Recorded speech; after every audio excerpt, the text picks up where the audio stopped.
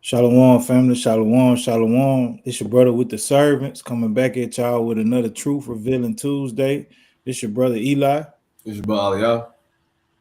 Coming back at y'all with another one, man. And today's topic is going to be centered and called the rise of the Roman Empire. We're going into the rise of the Roman Empire. So this past month, you know what I'm saying, we've been doing a lot of history. We have been into went into Daniel's went into Babylon, the Persian, the Medes, a little bit into how the Assyrian Empire fell, how the Greek Empire came into rise, and now we're gonna go into the Roman Empire. So you got it, King. I'm gonna let you start it off. Con. So in going to the rise of the Roman, right? The Romans, you actually got to date back, right? You got to date back into the time when the Grecians was in power, because during the time of the Grecians being in power, right? That's when you have the Romans, right, in power. Because what the Romans end up taking down the Grecians, right? But I'll start with a classic precept. Is that when Yeah, you on yeah. Psalms So 85? yep. Let me go and get that. Book of Psalms is 85, Number 11. verse 11. And it reads this: Truth shall spring out of the earth, and righteousness shall look down from heaven. So the Bible said truth was going to spring forth out of the earth. This is what you see going on in the last days. Week in and week out, you have mighty brothers and mighty sisters learning the true and knowledge of understanding of who we are as a people. Get Psalms 119, 142.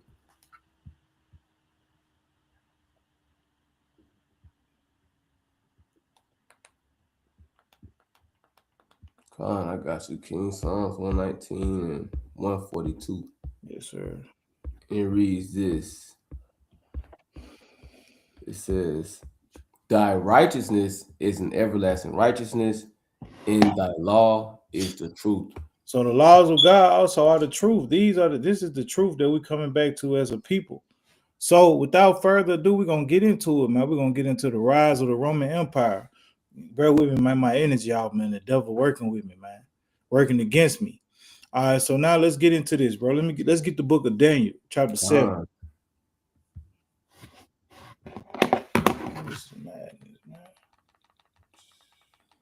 Daniel chapter 7. Yep. So we gonna recap back on, and you know what I'm saying, go over. We ain't gonna break down the whole thing. We just gonna read and explain how we got to this point now of going into the rise of the Roman Empire. So you can start there from the top again. Daniel 73. Come Daniel 7:3. Mm-hmm. Daniel 7:3. And four great beasts came up from the sea, diverse one from another. So we know in the Bible, seas is referencing to nations and kingdoms. So we're gonna have four different kingdoms come forth out of the sea. Keep going. The first was like a lion and had eagle's wings.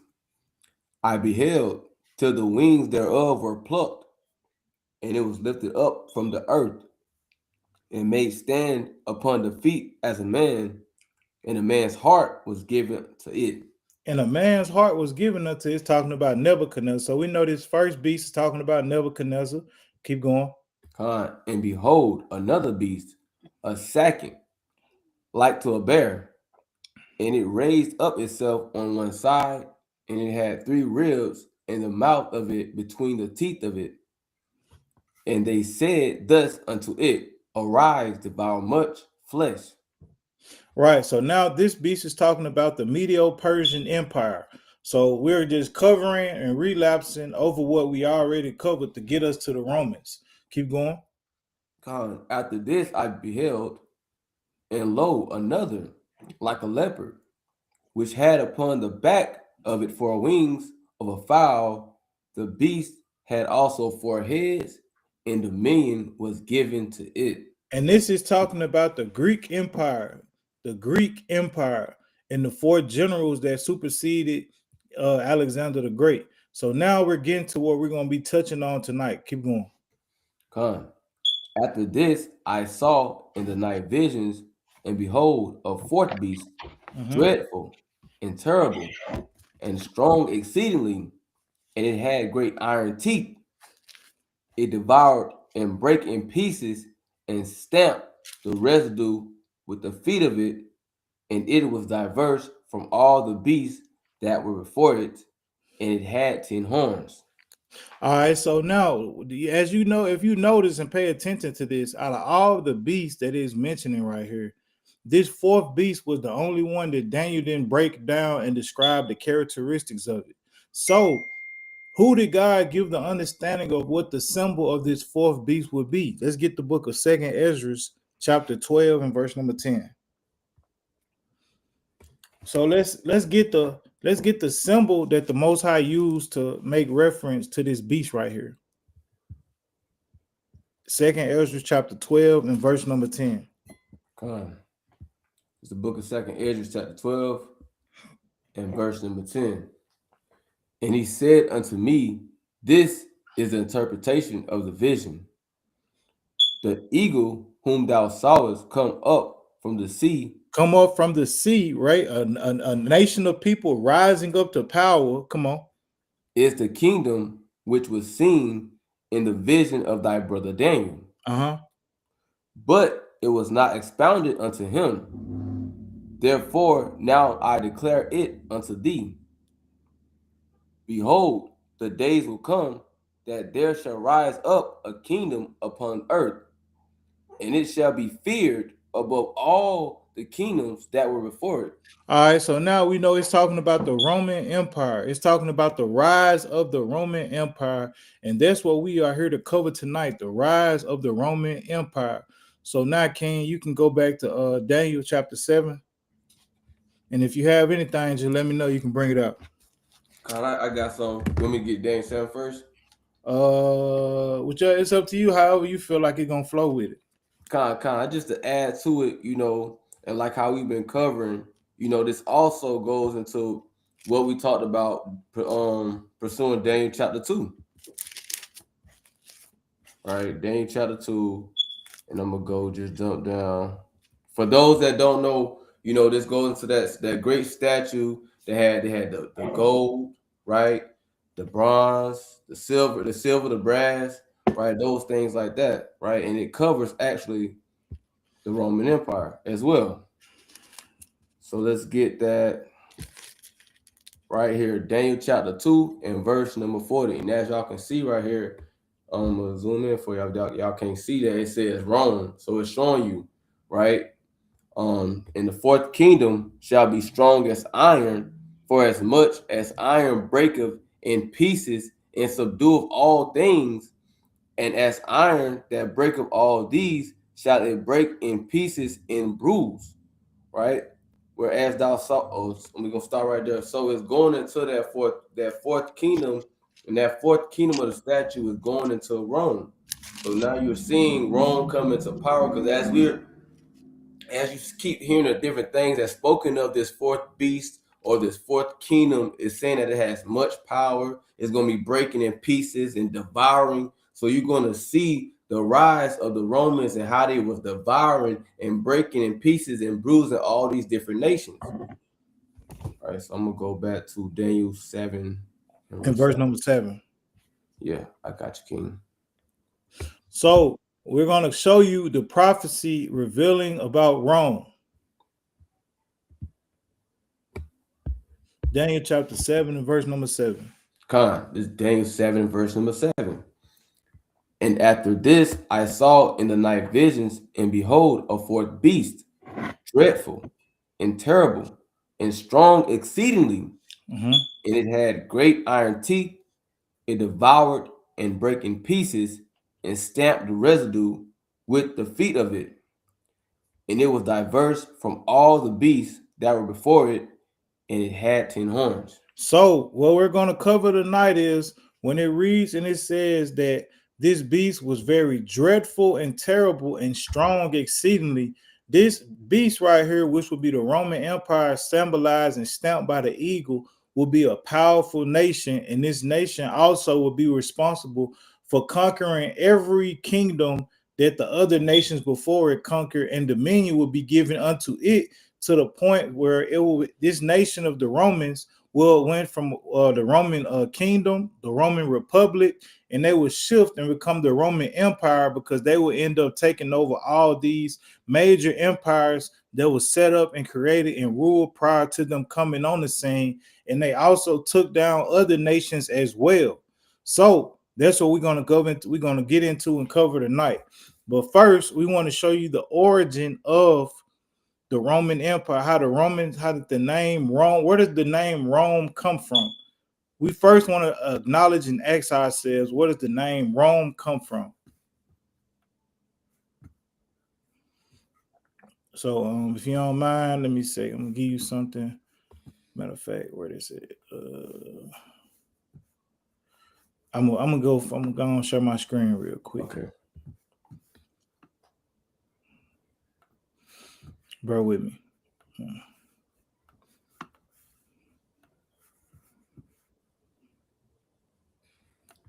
Okay. So, all right. So we got this right here. I'm gonna pull this up, and this is where the first information is going to come from. The first piece of information that we're going to be covering is coming from this book right here. It's called The Roman Empire, the Empire of the Edomite. So this letting you know that the author and the scholars of the world know that the Roman Empire and the Romans came from the people in the lineage of Edom. They came from the lineage of Edom. And this book is by William Beston. And as you can see here, this book was originally published in 1858. So where were we during 1858? We was in hard bondage and slavery, scattered throughout the four corners of the earth.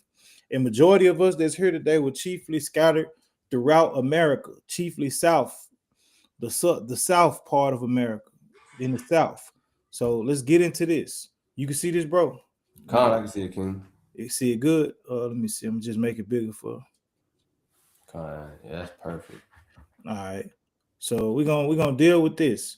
All right. So let's start at the top first, because we want to show you how the scholars also as well know who these people are and know who the key figures are when you read about and you read in the book of Daniel chapter 2, Daniel chapter 7, Daniel chapter 8. Like, these scholars know the people that fulfill these prophecies, and we're going to make it be known tonight.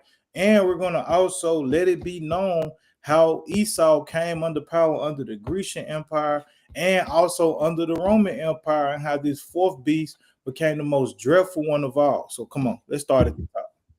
Start at the top. Mm-hmm. In the first year of the reign of Belshazzar, king of Babylon, the prophet Daniel had a dream.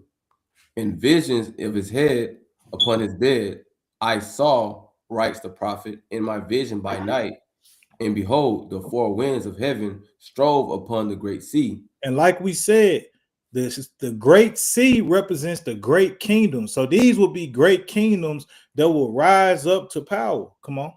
And four beasts came up from the sea, diverse one from another. Mm-hmm. The first was like a lion, and had eagle's wings. And behold, another beast, a second like to a bear, and it raised itself upon one side. All right, so basically, you ain't got to read all that, King, because we basically just read those verses. But what we're showing and identifying is these people are also able to put Esau in the category he belongs because they follow prophecy. And I just wanted y'all to hear this and read, and this will resonate like, oh, this scholar right here, William Beston, is quoting Daniel. So now let's read to where it says, let me see. Right here. Hold on, right here. And then we're gonna read on down. Okay. It so says yellow, yep. It says, I saw in the night visions, and behold, a fourth beast, dreadful and terrible and strong exceedingly, and it had great iron teeth.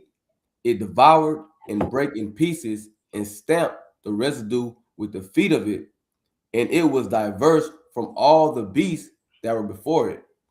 And it had 10 horns. I saw in the night visions, and behold, one like the Son of Man came with the clouds of heaven and came to the Ancient of Days, and they brought him near before him, and there was given him dominion and glory in the kingdom. And a kingdom. So stop right there. I want to read a scripture real quick because why did it say after this fourth beast, then the Son of Man will come, and then to the Son of Man will be given a kingdom? Let's find out. I got this. Let me read this in the book of Second Ezra, chapter 6, and I'm gonna start at verse number 7. Then answered I and said, what shall be the parting asunder of the times? Or when shall be the end of the first and the beginning of it that followeth? And he said unto me, from Abraham unto Isaac, when Jacob and Esau were born of him, Jacob's hand held first the heel of Esau. For Esau is the end of the world, and Jacob is the beginning of it that followeth. The hand of man is betwixt the heel and the hand.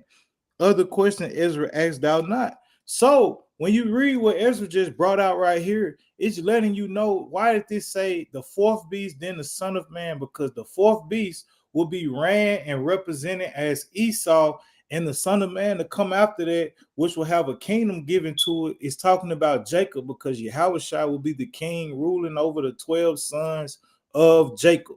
So this is why when you read it like this, when you put the correlation, or you merge the scriptures to this, when you read 2nd Ezra 6 and 9, 2nd Ezra 6 and 9 jumps right into Daniel chapter 7, 7 all the way to verse 9.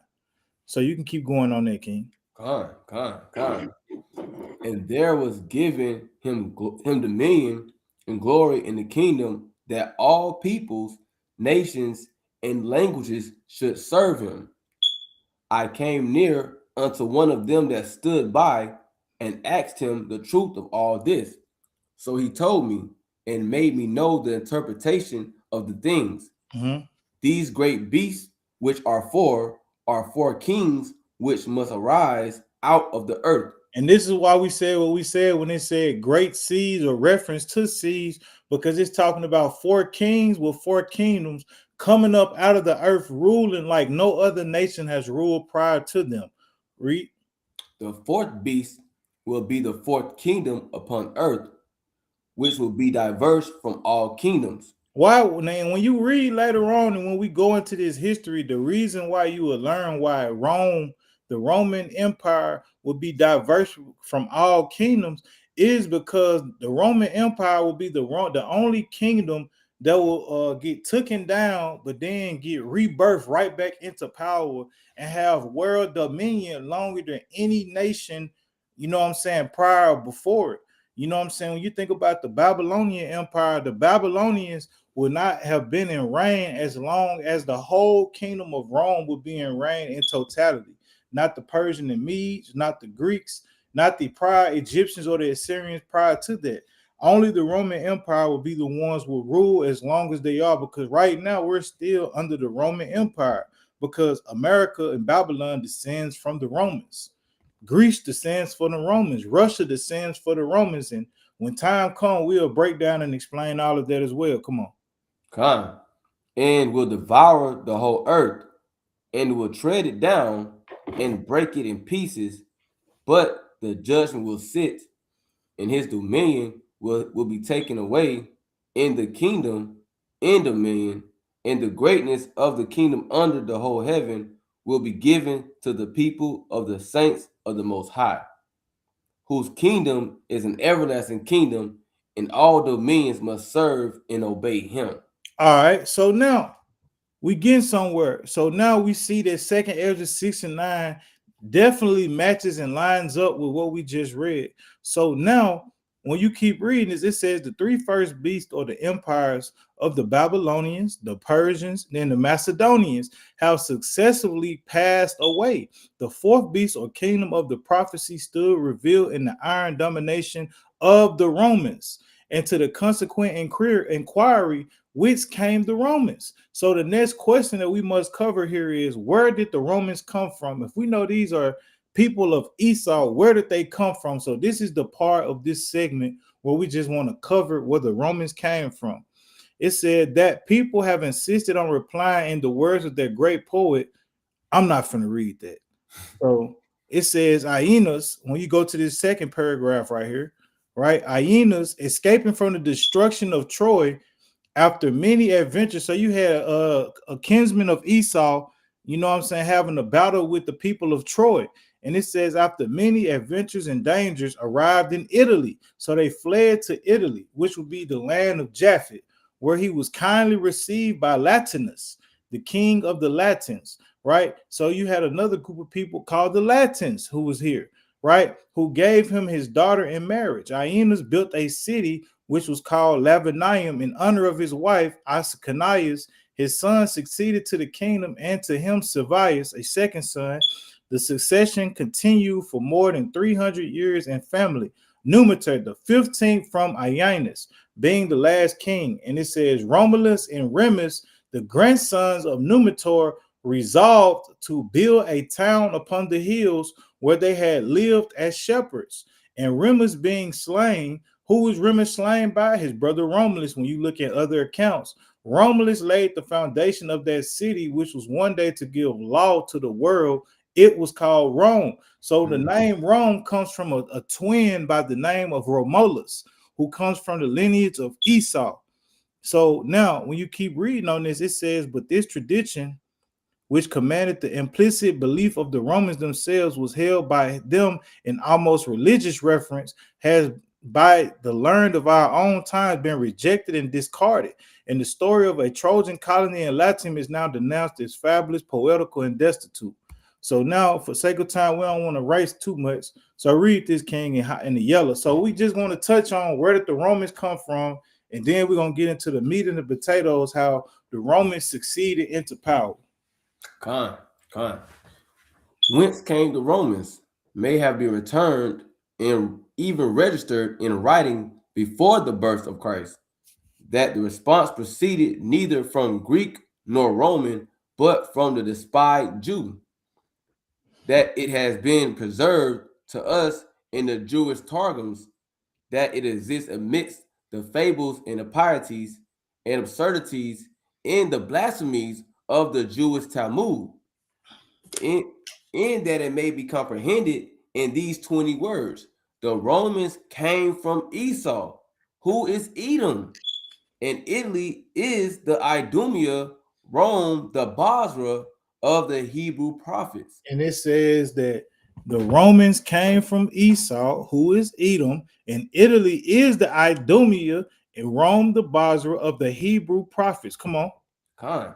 The descendants of Esau, say the Jewish rabbins, the sworn enemies of the descendants of Jacob, even to the end of the world, were at first a small nation inhabiting Mount Seir in an adjacent country contiguous to the land of Canaan.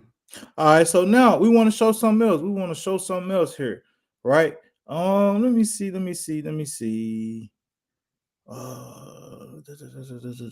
Damn. I'm gonna just read this right here. It says the second temple being destroyed by Titus Vespasian and professing the religion of Jesus Christ, which they were the first. Hold on, let me light it up.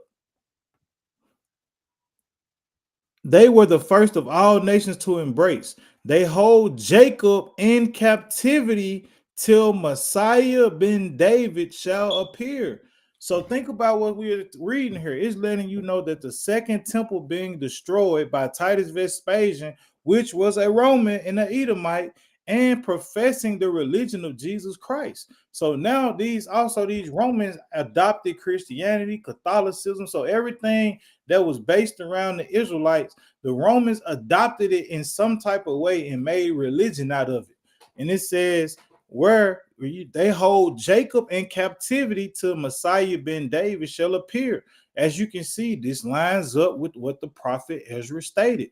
It says the rabbis further assert that the prophecy of the prophets against Esau, Edom, and the cities of Edom have as yet received but a partial accomplishment, and that they will obtain their fulfillment in the punishment and destruction of Rome. Christian, they designate the eternal city, impious Rome. They denominate her empire the impious kingdom or kingdom of impiety, and they believe that the son of David will not come until this impious kingdom, hold on, Watch this. So let's read this again. It says, they believe that the son of David will not come until this impious kingdom shall have been extended over the whole world. Such is the tradition of the rabbins, and Papal Rome has done her utmost to suppress it, but without success. The two citations following will be sufficient for our present purpose. So now, real quick, King, can you read? Can you go back to the book of Daniel, chapter 2, and pick up where you had left off at, where you said you weren't gonna touch on, so that we might show you, brothers and sisters, that how did they, what does this mean? What is it talking about when they say the son of David will not come into the Roman Empire, should be extended over the whole world? It's talking about it was going to be rebirth, and the children and the descendants from that empire will be extended over the whole world, and the Roman Empire will be called by a different name, but have the same principles and philosophies and the same agenda. So read that for me, bro. Daniel chapter 2, verse 41. And whereas thou sawest the feet and toes, part of potter's clay and part of iron, the kingdom shall be divided. Right. But there shall be in it of the strength of the iron, for as much as thou sawest the iron mixed with miry clay. Right. So it's letting you know that this nation will still be strong, but this nation will become to be mixed. Right. Go ahead. And as the toes of the feet were part of iron and part of clay, so the kingdom shall be partly strong and partly broken. Why? Because America will be divided by politics. You know what I'm saying? One side blue, one side red, one side Republican, one side Democrat, right? You got one side of this world in Christianity, one side of America is for Islam. You got one side of America who promotes sodomy, and you got one side of America that don't. You know, so this world is divided. This government is divided. So this is why the Bible is saying what it's saying. But what is the Bible helping us identify? That the rise of the Roman Empire will spread all the way into the last days, and also into the days that we're living in now. We're now witnessing the fall of the Roman Empire, because the Roman Empire will fully fall in the return of a Mashiach Yahushua. But I just want to show a couple more things on this, and then I'm gonna pass the rock. Let me see. Let me speed this thing up. So now I want to just show y'all another thing, because when you read these scriptures, it's ironic. Watch this. All right, so now let's read this next highlighted part right here, King. It says the evidence of prophecy has next to be adduced in support of the tradition of the rabbins and in proof of the Idumean origin of the Roman people. Concerning the monster depicted in the 13th chapter of the Revelation of St. John, Bishop Newton writes thus: no doubt it is to be made that this beast is designed to represent the Roman Empire. Right. So when you read Romans 13 and 1 on down, the whole chapter of Romans 13 is letting you know it's talking about this red dragon. And even the scholars know that this is talking about the Esau or the Romans, the Roman Empire. But go ahead. For thus far, both ancients and modern papists and Protestants are agreed. The only controversy is whether it be Rome pagan or Christian, imperial or papal. Little less than the like agreement exists, as the bishop also remarks with regard to the dominion intended by the fourth beast of the prophecy of Daniel. This fourth kingdom can be none other than the Roman Empire. All right, so now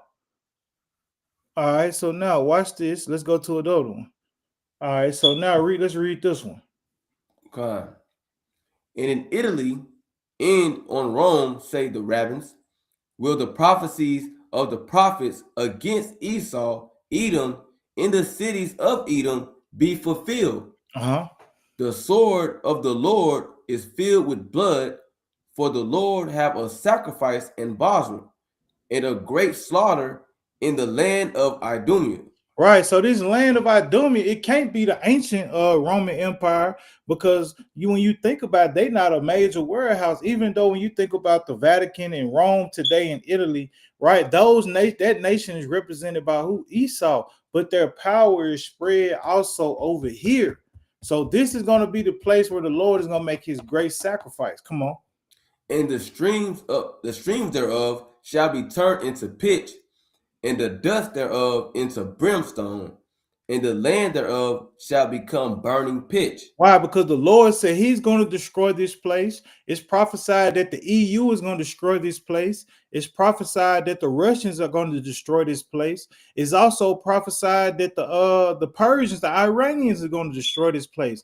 Everybody is going to get a lick in the dose of destroying this place who is enemies to America. Even when you look at what's going on in the world today, this is how we know this empire is speaking of this. So with that, as I'm thinking about it right now, I'm gonna save a lot of this stuff closer to the end because we want to help identify how the Roman Empire is going to fall as well at the end of this series. So now we're going to go into how we know that, so we do. So let me just slow down. So first, where did the name Rome come from? It came from a man by the name of Romulus, a Latin, right, who was a twin who built the city and established the city and named it after himself. Now we're going to go into how Rome became a kingdom, and we're going to touch on how it became an empire. But you go ahead, bro. Con.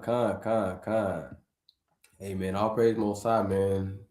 Definitely a beautiful book, man. So but let's go ahead and let's dive into this, man. So we're gonna go to this. I'm gonna present my screen real fast. So when we go into the rise, right? The rise of the Romans, you gotta go into the wars, right? Because for any nation, before any nation comes into rulership, in order for the rule of another nation, it has to be war, right? And we've seen that throughout history. Throughout history, we have seen this. So we're Hey, gonna go into it. What you gonna say? now before you pull your history up, can you get the book of First Maccabees, chapter 8, and verse number 1? Khan, yes sir. We're gonna start here, right? So we're gonna show you how also our forefathers were studying the Romans as well, and they realized that hey, these folks gaining the name for themselves, they gaining fame for themselves. So let's read this, and this is gonna go into also and as well line up with the wars that the brother is about to bring out. You You know, said second Maccabees? no, First Maccabees 8 and 1. Khan, got you. Yeah, you said second Maccabees 8 earlier had me. Yeah, I said yeah.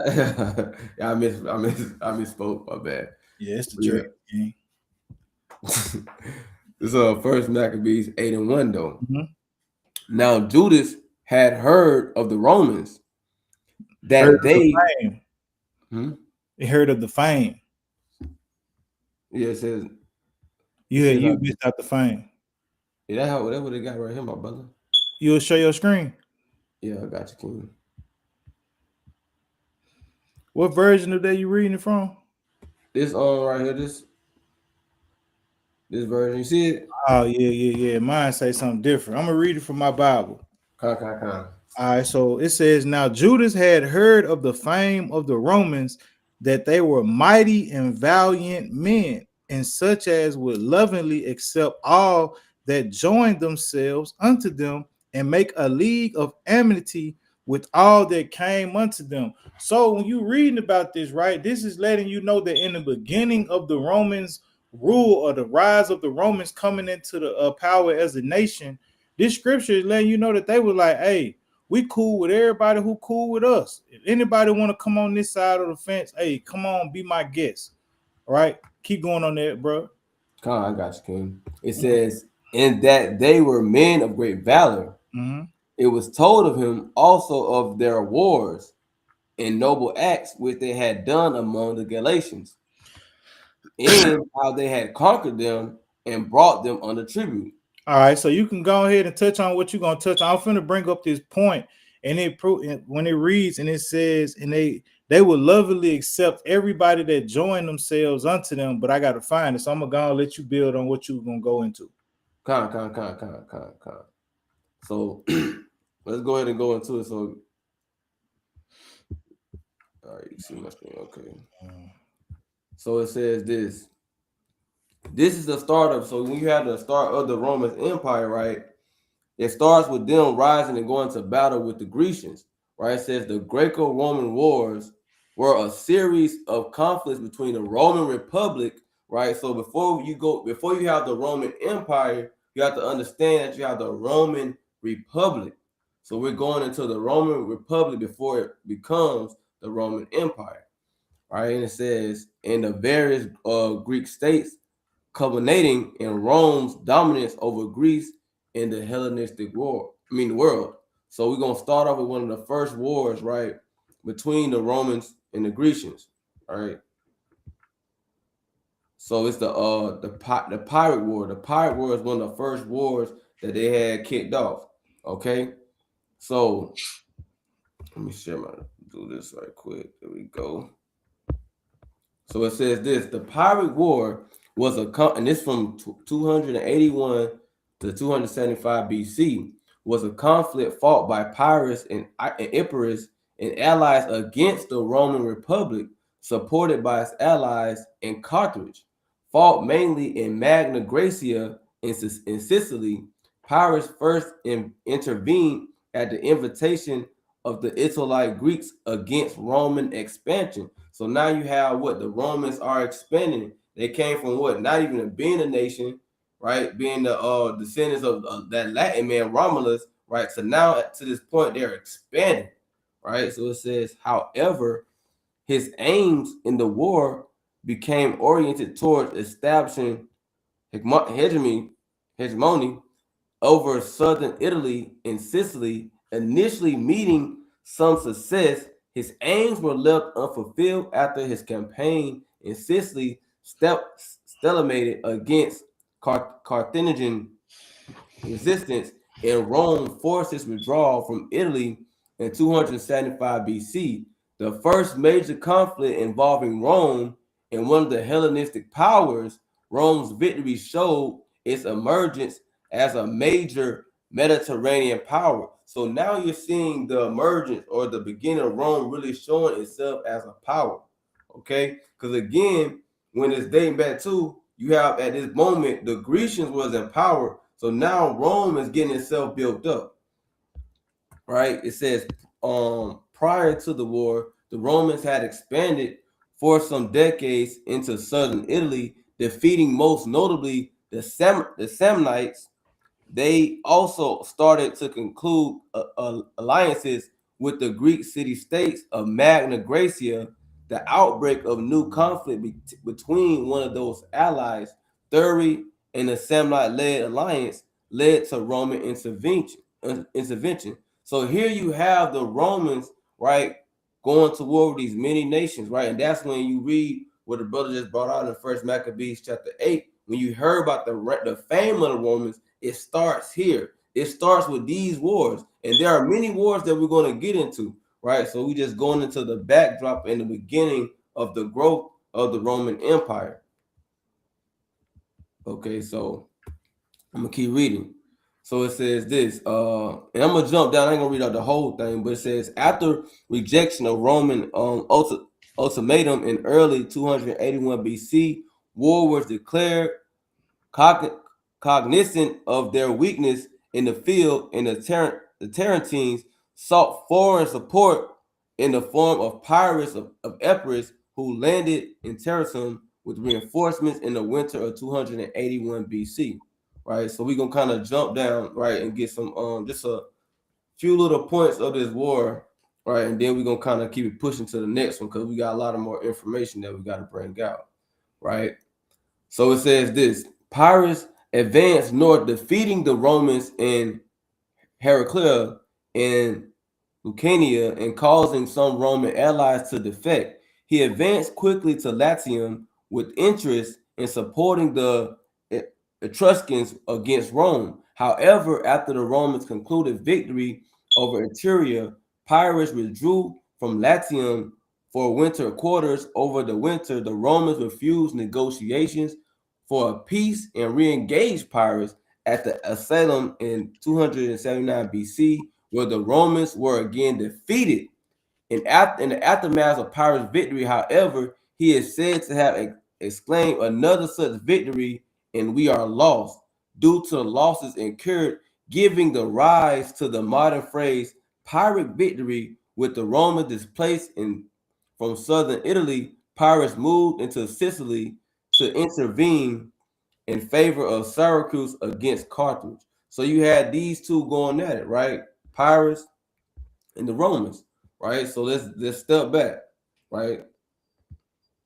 So with that being said, it says this in the summary to sum it all up, which ended in the Pirate War 280 to 275 BC, which ended with the victory of the Romans and the conquest of Epirote territories in South Italy, despite earlier, albeit costly, victories by King Pyrrhus of Epis, since regarded as pirate victories, making the origin of the term. So now, when you have next, you're gonna have a series of wars called the Macedonian War, right? Where they getting into it again with who? The Greeks. This is where they start to really start going at it with the Greeks, right? So let's hop into that. The first Macedonian War, right? So this is the first Macedonian War. Let me make it big so y'all can see this. Right, the first Macedonian War. Now this is around 214 to 205 BC. So this is a little bit later. Right, was fought by Rome, allied after 211 BC with the Aetolian League and Attalus and Pergamon against Philip V of Macedon. Right, so at this time it was Philip V was in rulership. Right, so it says this. Contemporaneously with the Second Punic Wars, right? And you hear about the Punic Wars involving Hannibal and all those different people, right? So it says against Carthage. There were no decisive engagements, and the war ended in stalemate. During the war, Macedon attempted to gain control over parts of Illyria, but without success. It is commonly thought that these skirmishes in the east prevented Macedon from aiding the Carthaginian general Hannibal. And we hear about Hannibal throughout history, right? He was a mighty general, right? And he was even involved with these different wars going on. Right. So just to kind of give a backdrop for those people who haven't heard of Hannibal, right? So it says Hannibal, and I'm gonna zoom in. It says Hannibal Barca was a Carthaginian general and statesman who had commanded the forces of Carthage in their battle against the Roman Republic during the Second Punic War. Right, Hannibal lived during a period of great tension in the Mediterranean basin. Right, so that's who Hannibal was. He was a general. Hey, Right, Salah, go ahead. I want to bring this up as well while you at this point. I want to show something in this book that I got. Come. In this book, it's called The Ancient History of Greece and Rome. Oh God! You got. I took. Hold on, dang, man. It's gonna line up exactly what you're talking about, but it's gonna get more in depth on it. Give me a second. Yeah, we're gonna come right back to where you at. I got you, Ken. Is my screen sharing? I can see it. I can see it, yes, sir. I bet. So now we're gonna go back to where you're talking about with the Punic Wars, and it's gonna show the origin of those wars. So we right here.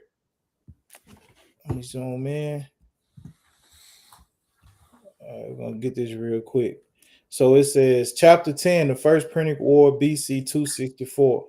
And it reads, being free from all rival pretensions at home, the Romans began to paint after foreign conquests. The Carthaginians at that time possessed the greatest part of Sicily, and like the Romans, only wanted an opportunity of embroiling the natives in order to become masters of the whole island. So as you can see here, this is how you know that scholars also know that the people of Carthage wasn't the same as the people living on that land, because it said they wanted to, you know what I'm saying, make their presence known on the other race of people or natives of that land. Then you know that the Carthaginians were Semitic when they come from Israel. But that's another conversation for another day. It said, which opportunity at length offered Harold, king of Syracuse, entreated aid from Carthage against the Mamertines, and later, to save themselves from ruin, sought the protection of Rome.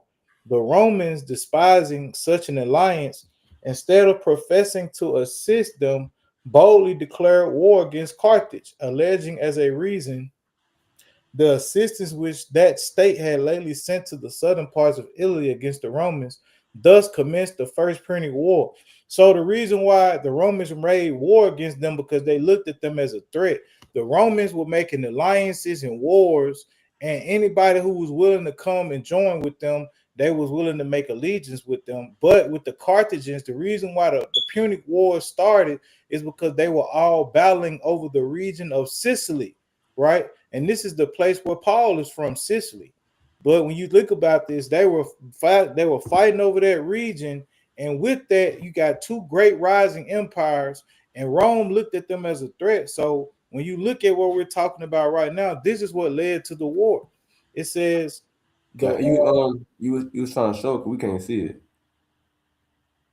you can't see this, Nah, it just showed that book. It just showed the cover of the book, but it's not showing what you're reading. man. It's a lucky, bro. It is, you just not saying something. You were cooking. You were cooking. Oh man, you see it now, right? No, kind. You my Nobody say you want to show us or what? Man, that's mad. My bad, Salaki. So this is where we get right here, and we starting right here. So I'm gonna go back. I'm gonna start over from the top. It says, being free from all rival pretensions at home, the Romans began to pant after foreign conquests. The Carthaginians at that time possessed the greatest part of Sicily, and like the Romans, only wanted an opportunity of embroiling the natives in order to become masters of the whole island, which opportunity at length offered. Harold, king of Syracuse, entreated aid from Carthage against the Mamertines, and the latter, to save themselves from ruin, sought the protection of Rome. The Romans, despising such an alliance, instead of professing to assist them, boldly declared war against Carthage, alleging as a reason the assistance which that state had lately sent to the southern parts of Italy against the Romans. Thus commenced the First Punic War. The Romans had no fleet, or at least what deserved that title, which seemed to be an insurmountable obstacle to their ambition, while the Carthaginians had the entire command at sea and kept all the maritime towns under obedience.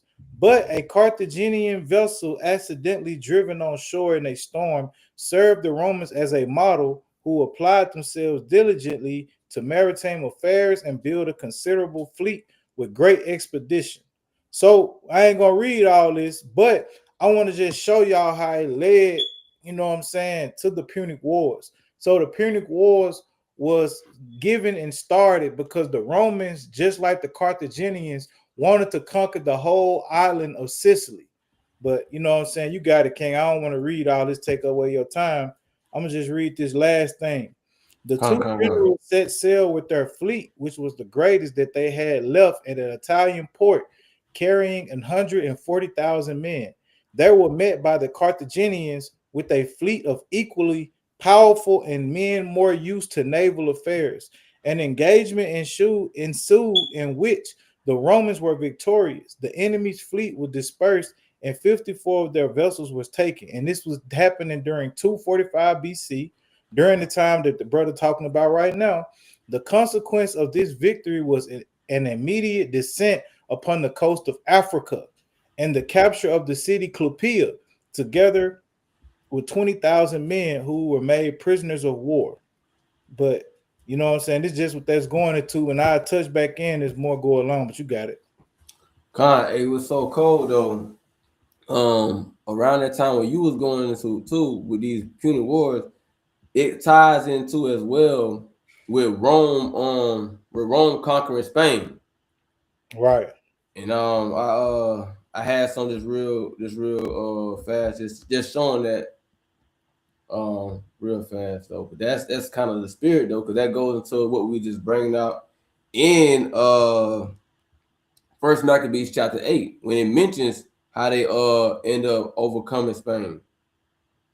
All right, so I'm let me share that real fast. Oh, one more thing, bro. One more thing. Okay. I can't let this slip. Hold God. on. I gotta show you this one more thing. Hold on. This the one. This the one. No. Hold on. Yep. This one's just weird. All right. So can you see this? I can see it. All right. So read this real quick. Just read the we just read. So it says great successes. Read from the top. Great successes commanded Menelaus back to Italy to superintend the Sicilian War What you and, talking about, right? The Sicilian War. Come on. and directed that Regulus should continue in Africa to prosecute his victories there. In another battle, the Carthaginians were again defeated and some of their best troops cut off. More than 80 of their towns had submitted to the Romans. In this distress, the Carthaginians obtained from Lacedaemon Lacedaemon. a general named Antipas. All right. So now the question is, who are these Lacedaemonians that extended a hand to the Carthaginians? That's the question at hand right here. Who are these Lacedaemonians that extended the hand to Hannibal and his men? Give me a second. I'm gonna pull this up right now. Give me if you don't mind, give me first. Well, I'm gonna just read it. First Maccabees chapter 12 and verse number 2. It says, now I'm gonna start at verse 1. It says, now when Jonathan saw that the time served him, he chose certain men and sent them to Rome for to confirm and renew the friendship that they had with them. He sent letters also to the Lacedaemonians and to other places for the same purpose. So now, and it says, and this, I'm gonna jump to verse 5. And this is the copy of the letter which Jonathan wrote to the Lacedaemonians. Jonathan, the high priest and the elder of the nation, and the priests and the other people of the Jews unto the Lacedaemonians, their brethren, send greeting. There were letters sent in times past unto Onias, the high priest from Darius, who reigned then among you, to signify that ye are our brethren, as the copy here underwritten doeth specify. So when you think about it, the Lacedaemonians were Israelites. This is why this is so important. When you think about when the Carthaginians at this time needed aid, who did they go to? They went to their fellow brethren who lived in the land of Lacedaemonians, which were, you know what I'm saying, descend from the Spartans. The Spartans, the Lacedaemonians are the same people. These were Israelites. The Carthaginians were Israelites. This is why they went and got help from those people. But I just wanted to make that point because, you know what I'm saying, in the book you're going to read, if you get this book, you will see a lot. It's talking about the Lacedaemonians a lot and how they was a big problem during the days of the earth during this time. But you got it. I'll praise the Most High for that. So let's keep scrolling with this. And just to add to the brother's point, right? Bringing out some beautiful things about Carthage, right? And as we was reading about Rome in the book of First Maccabees chapter 8, right? I just want to show y'all this because it's going into the timeline what we're talking about, right? We're also with them getting that area of Spain, early Spain at the time, right? So it says key battles in the fall of the Carthaginian Iberia. The decisive moment came in 206 BC when Scipio Africanus defeated the Carthaginians at the Battle of Ippa near modern Seville. This victory forced Carthage to abandon its territories in southern and eastern Iberia. With the Carthaginian threat neutralized, Rome established its first foothold in the peninsula. right? And that's going to the provinces. It says stage 2, establishment of provinces, 197 BC. Following the expulsion of Carthage, Rome formally organized its holdings in Iberia into 2 provinces of 197 BC. And so that's when you see right here, it says Hispania Citerior, nearer Spain, and Hispania Ulterior, further Spain.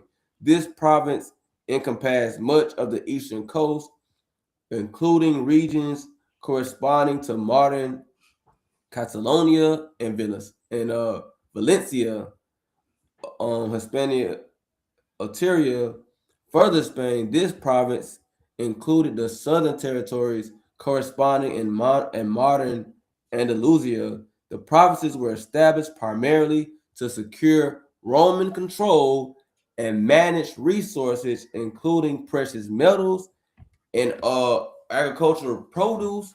However, the Roman presence remained tenacious, and many native tribes resisted their authority. Right. I just want to read this again. Where we was just at this. So just keep in mind the history, the timeline of different things that we're going into. So it says this first Maccabees 8, and I'm gonna read verse 2 and I'm gonna read verse 3.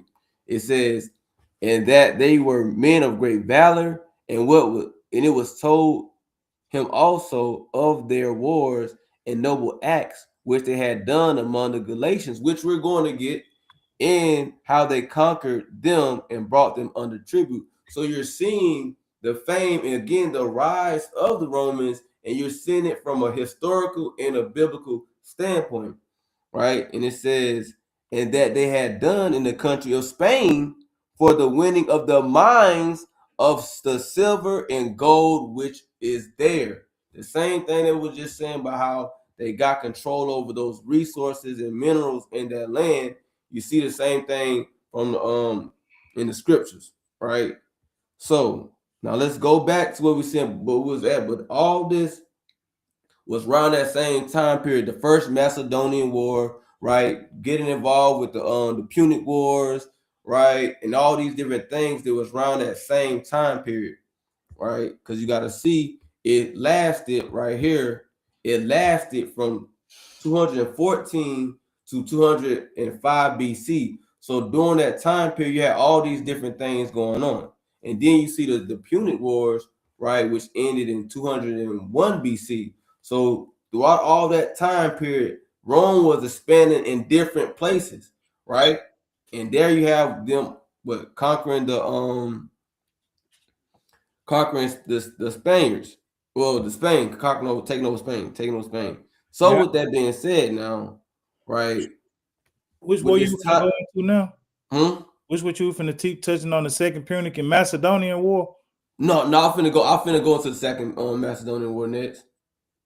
Oh, okay. I thought you were gonna keep on Spain. I had something for you to break down. Oh, with Spain? Yeah, it's leading in what you're talking about though. Well, go ahead. But I'm gonna let you break it down though. It's the same thing you talking about right now.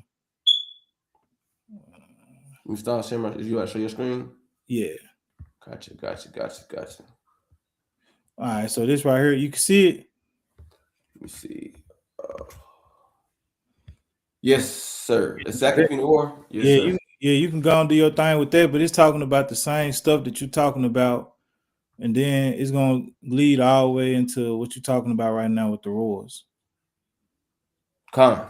So it says it's the war with Philip, King of Macedon. That's when we start at. Yeah, you can do your thing with that. I know what I'm saying. If you want to touch on it, I got that for you. Oh, con. So I'm gonna get that with Philip and the King of Macedon, because that's actually coming next. All right. So I just want to touch this right quick. Yeah, go ahead. I just wanted to show you this. Yeah. I'm gonna let you do that, but let me show them this real fast. So we go to the time period, right, of this right quick. Let's go to this. So you got the Second Macedonian War, right? Right? So you got the first one, now we got the second one. And it's a lot of things that goes in to the second one. And it has all this stuff come together, right?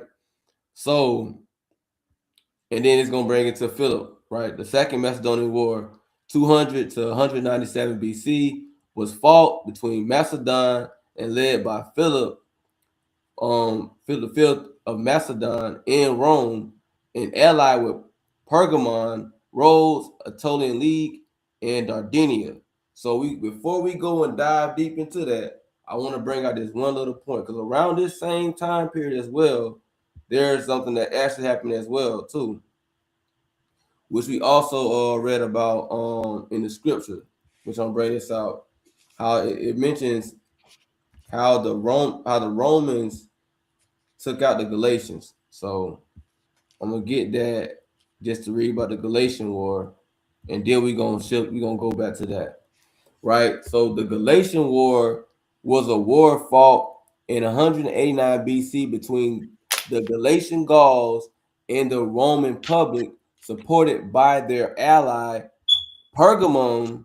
The war was fought in Galatia in Central Asia Minor in present-day Turkey. The Romans just defeated. All right, so stop. We're gonna stop. I don't want to jump ahead, but everything that all around this time period, the things you see that Judas Maccabee learned about the Romans, you're seeing it historically play out. But you go ahead and bring that up, King. What you had? All right. I'm gonna let you cook.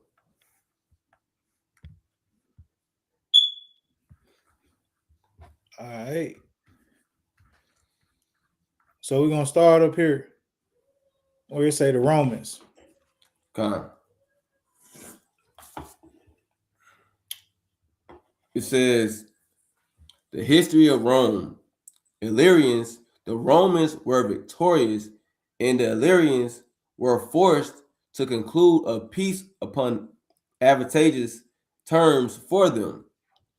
The Gauls next incurred the displeasure of Rome, these barbarians thinking a time of peace when the troops were disbanded, the proper season for new eruptions, invited fresh forces from beyond the Alps, and entering Etruria, wasted all with fire and sword till they came within 3 days' journey of Rome. Right. So keep going.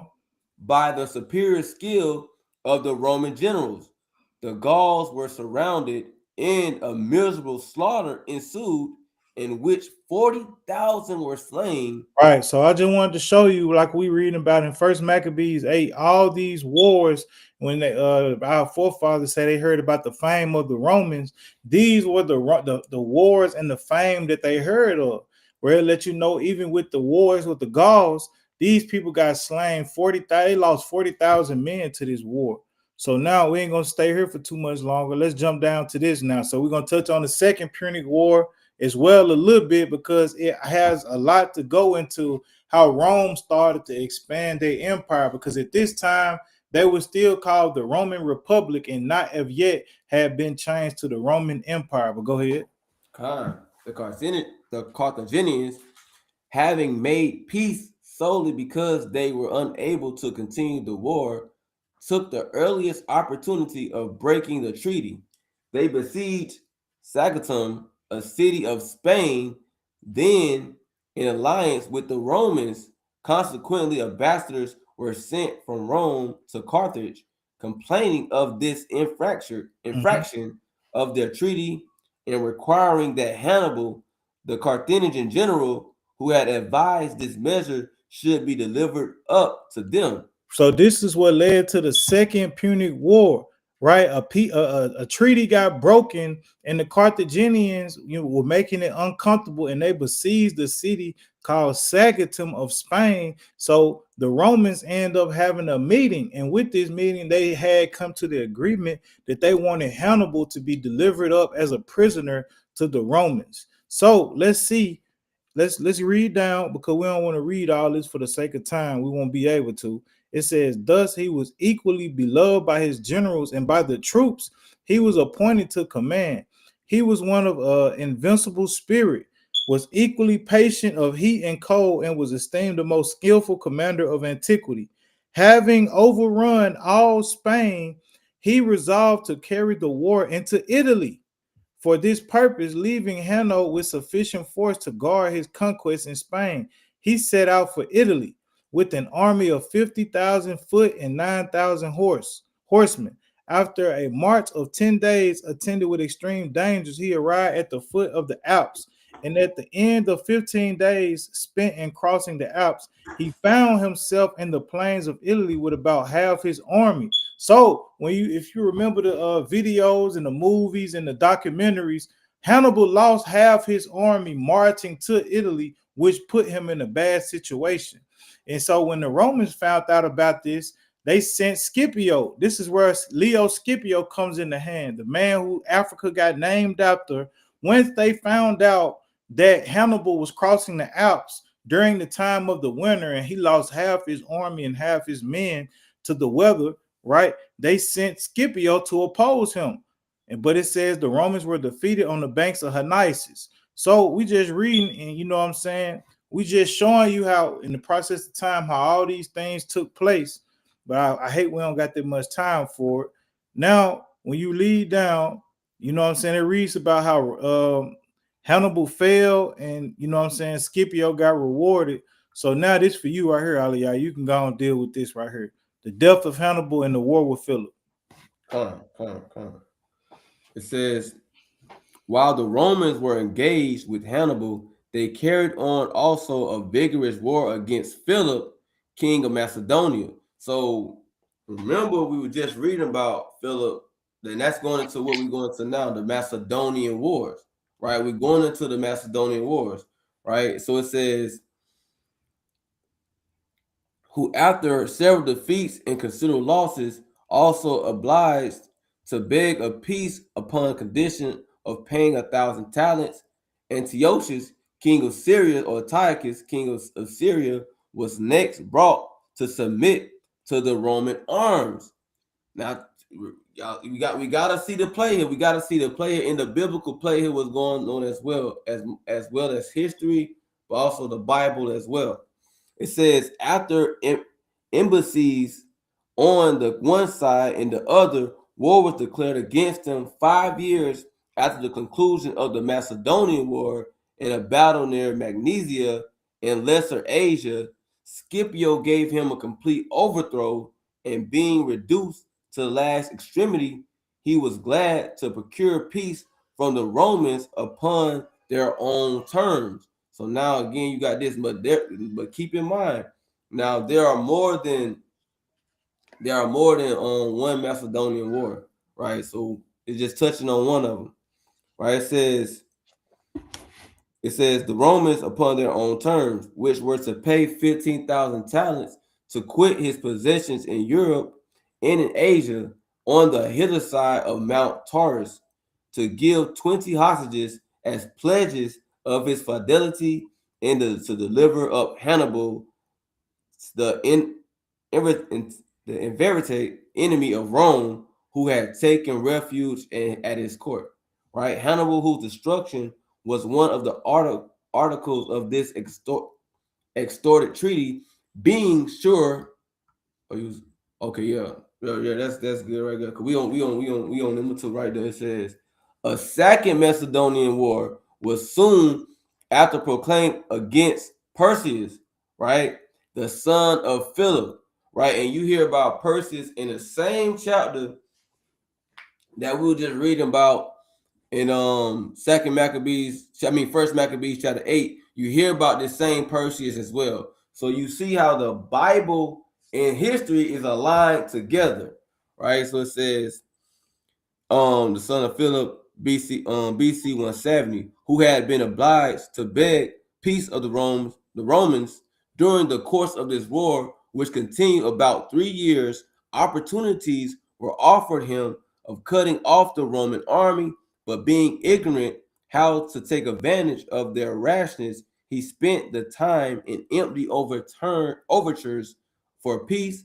At length, Emilius gave him a decisive overthrow. He fled into Crete, but he was obliged to surrender himself and to grace the splendid triumph of the Roman general. So now you're hearing what the Romans, what they're overcoming their enemy in what? In the Second Macedonian Wars, which would be the descendants of the Grecians, right? The Macedonians, right? Because we think about it, if you really look back in history, what Alexander was a Macedonian, right? So it says, but about this time, Massinissa, the Numidian, made some incursions into the territory, huh? Excursions. Excursions into the territory claimed by the Carthaginians, who attempted to repel the invasion.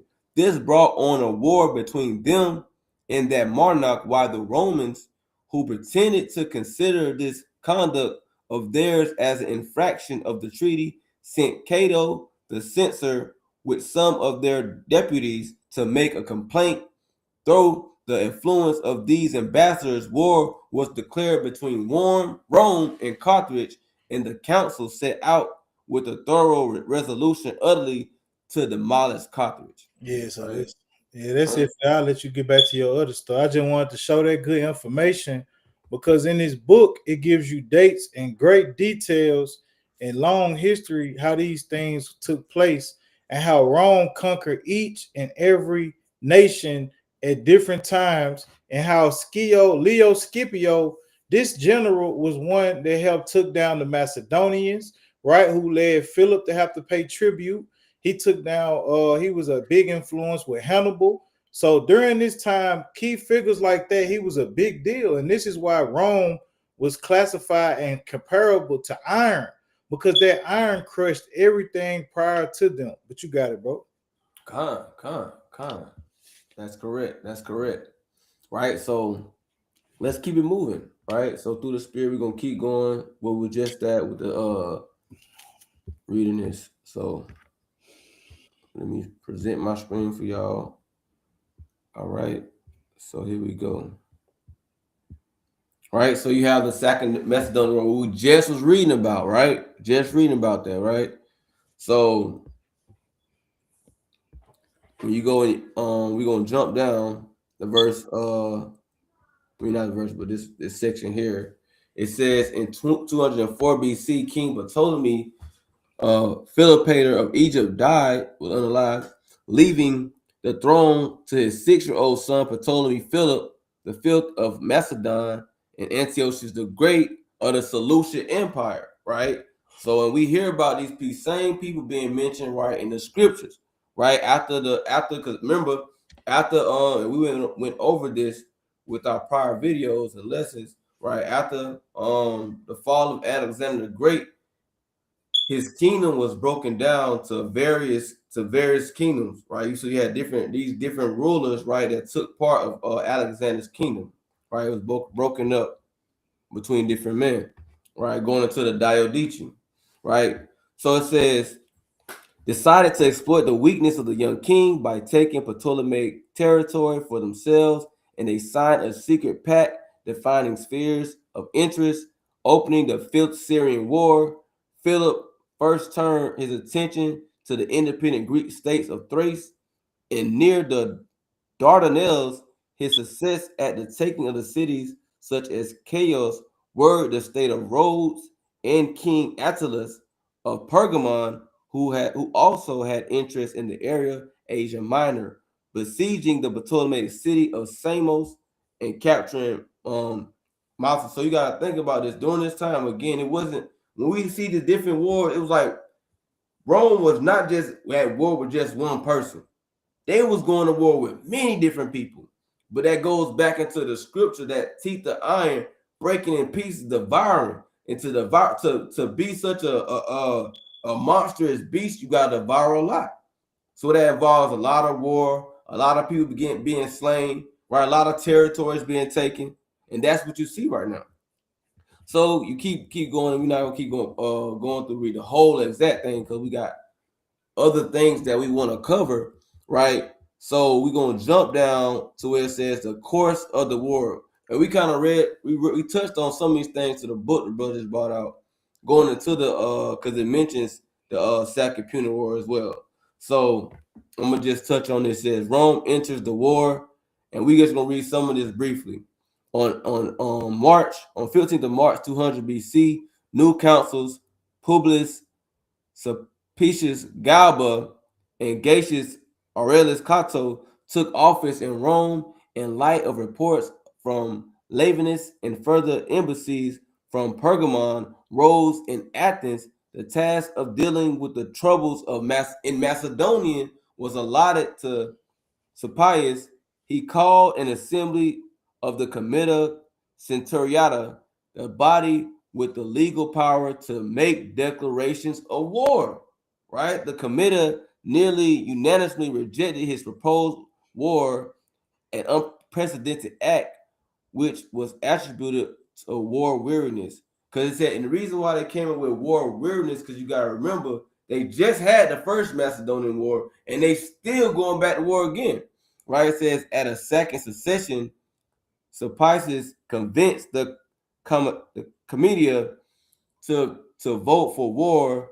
Sulpicius recruited troops and departed to Brundisium in the autumn, where he added veterans of the Second Punic War. So remember the war that we were just reading about. He brought in veterans from that war who had just returned from Africa to his forces. So again, when you go into the scriptures and reading about how Rome came into power, they was at it. They already said, all right, man, I know y'all just got done dealing with these people over here in Africa.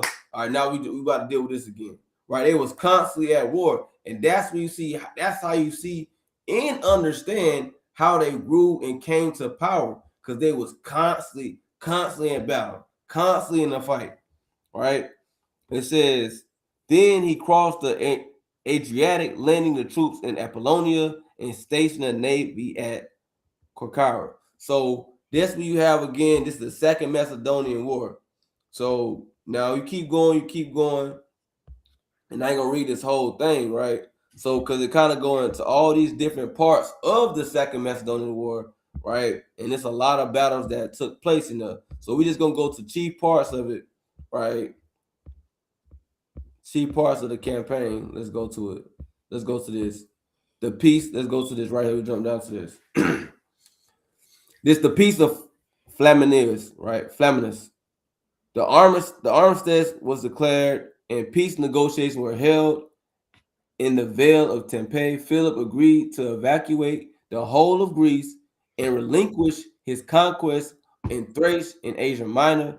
Philip had to rush off almost immediately after the agreement of terms to deal with the invasion of Upper Macedonia by the Dardanians. So what ended up happening, Rome ended up overtaking Philip, but his part in this was he had to leave that area. He had to come out of that area, right? That was part of the treaty.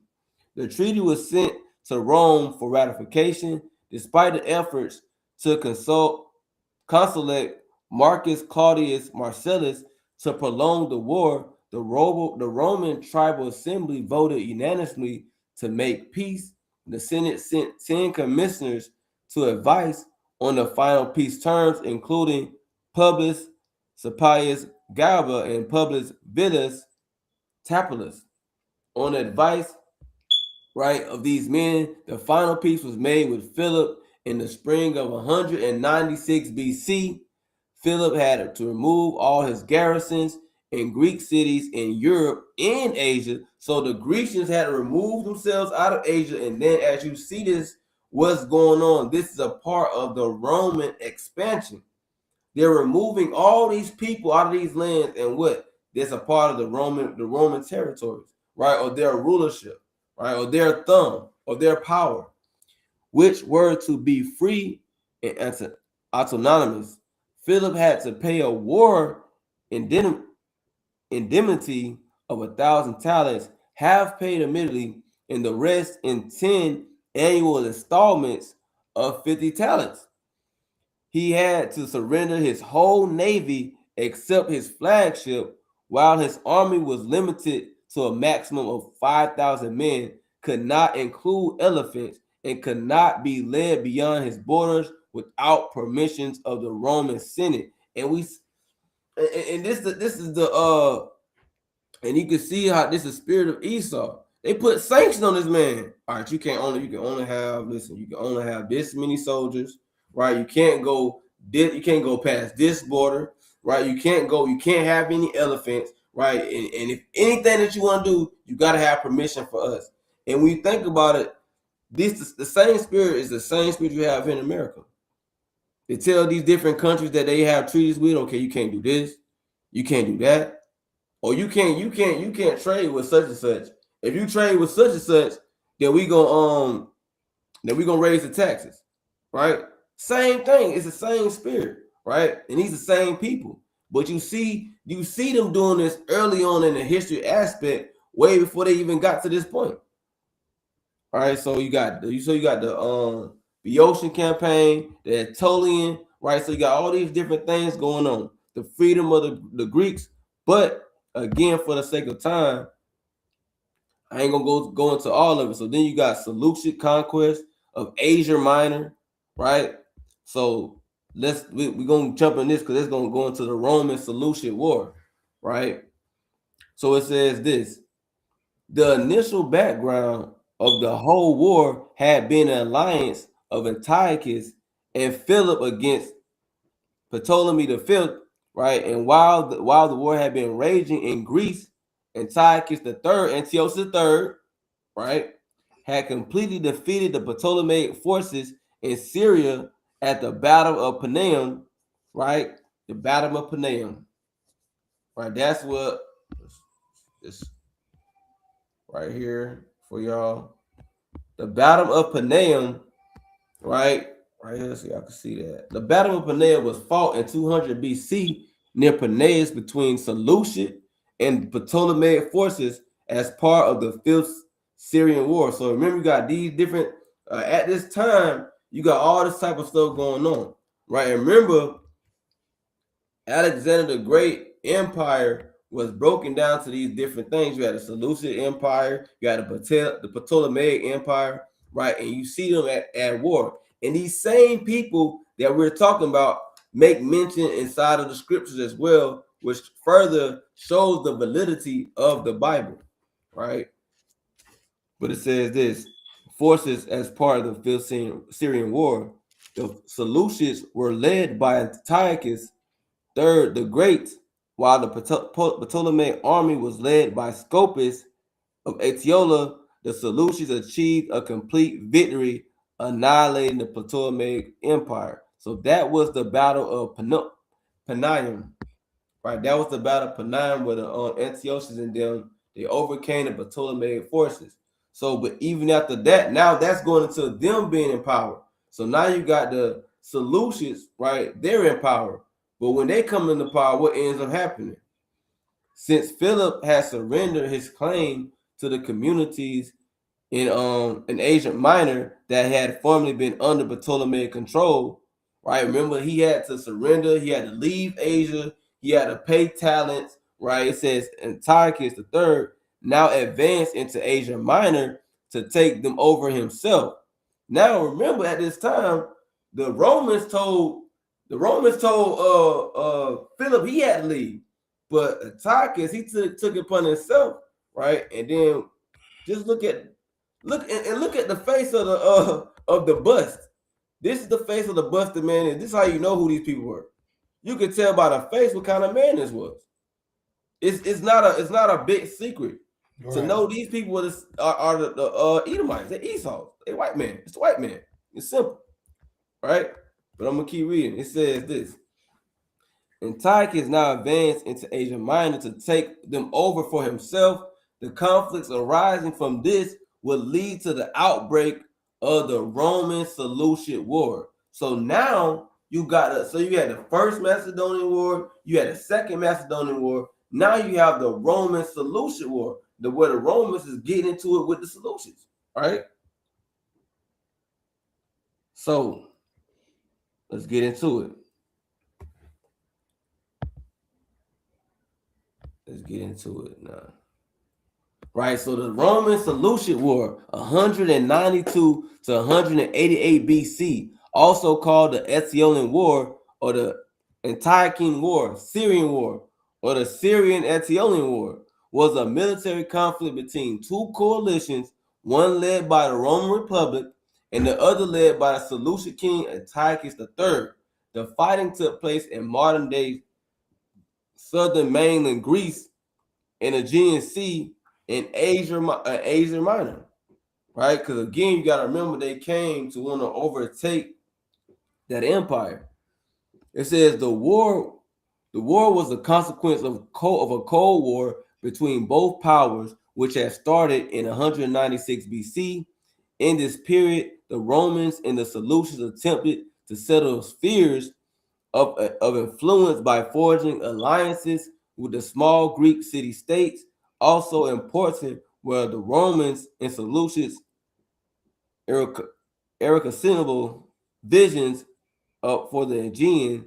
The Romans saw Greece as their sphere of influence and Asia Minor as a buffer area, while the Seleucids saw Asia Minor as a core part of their empire, with Greece as a buffer zone. So basically, trying to fight over this land. A lot of those battles was fighting over land, right? And so now you had them going at it, right, with the Seleucids and the Romans, they going at it, right?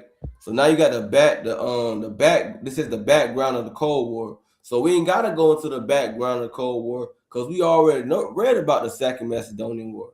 That's the background of it, right?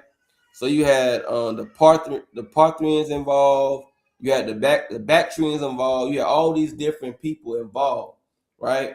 But this is one thing that's pinnacle and important. This is what we involved, what we had going on, right? It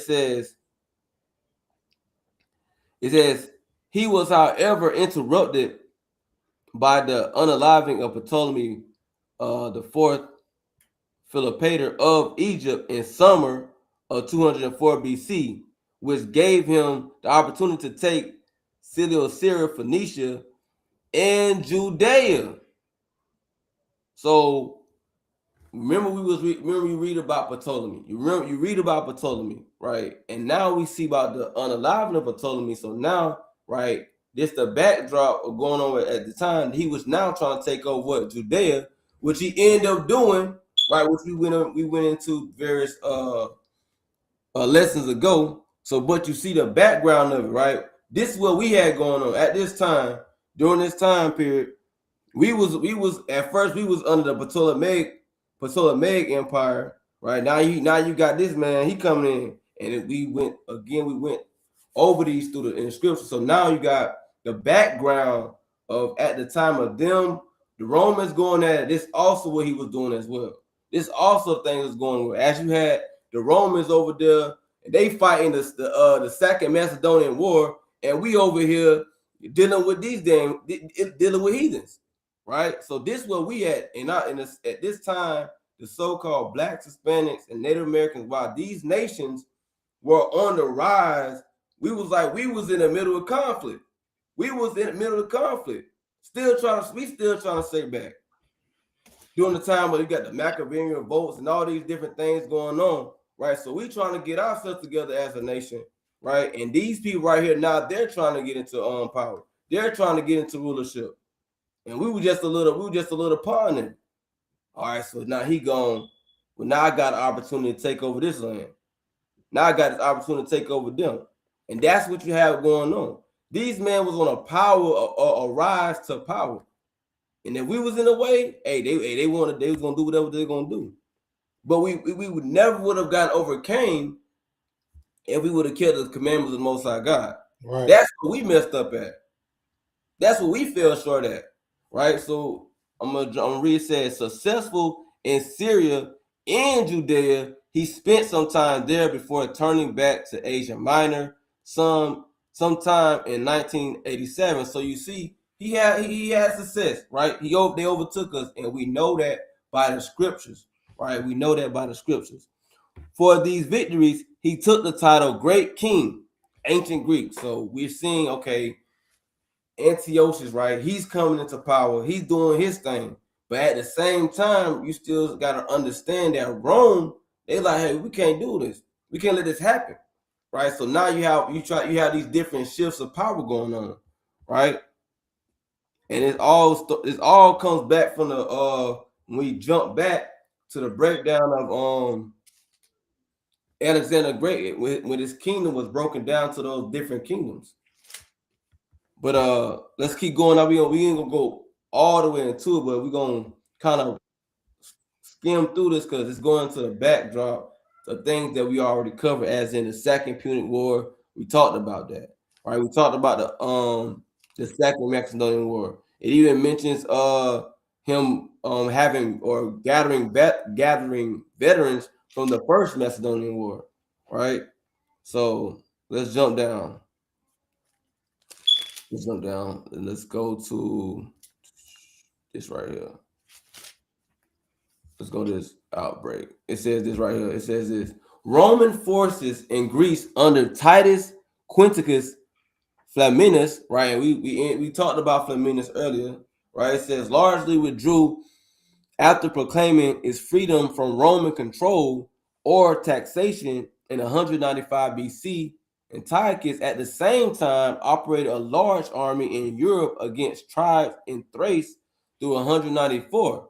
So again, these two Edomite nations, the Seleucid Empire and the Roman Empire, they both doing their thing individually, gaining land, gaining power, right? But now they're going to end up clashing, coming together, i.e., the Roman Seleucid War, right? So it says,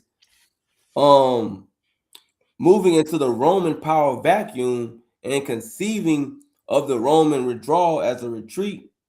At a meeting between Antiochus and envoys in Rome, 10 legates speaking on behalf of the Senate made their position clear behind closed doors. If Antiochus wanted peace, he would have to stay on his side of Hellespont in Bosphorus, and if he did not do so, Rome would maintain its right to intervene in Asia and protect its allies. Provocatively, Flaminius, one of the legates, then gave a public oration before the Senate proclaiming Roman intentions to free the Greeks in Asia Minor, while Antiochus ambassadors, from fear of starting a war and without authorization to accept the Roman terms or to reject them, could only plead negotiations continue. The Senate by spring 192 clarified this position and would accept peace provided Antiochus remained in Thrace. That was the treaty. That was the treaty. They had a peace treaty, but it didn't happen. It didn't fall through. War ended up breaking out. Right, it ended up going at it. The Seleucid Empire and the Roman Empire. I mean, Roman Republic. Right, the Roman Republic at this time. So you go to these different allies they had Magnesia, the Battle of Magnesia.